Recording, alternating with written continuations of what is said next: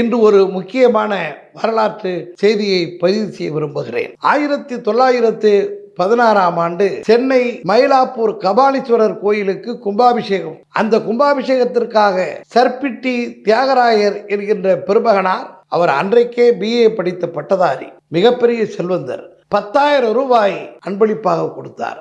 கும்பாபிஷேகம் நடைபெறுகிறது.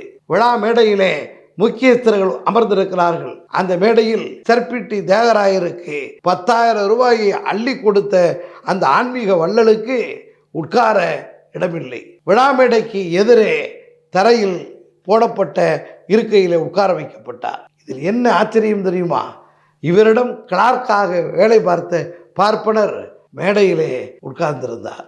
இவ்வளவிற்கும் 10,000 ரூபாயை அந்த நிகழ்ச்சிக்கு அள்ளி கொடுத்திருக்கிறார் நம்முடைய சர்பிட்டி தியாகராயர். இந்த பார்ப்பன ஆதிக்க கொடுமையை கண்டு வெகுண்டெழுந்த சர்பிட்டி தியாகராயர் தான் பார்ப்பனர் அல்லாதார் இயக்கத்தை தொடங்குவதற்கு காரணமாக இருந்த நீதி கட்சியினுடைய தந்தை என்கின்ற செய்தி உங்களில் எத்தனை பேருக்கு தெரியும்?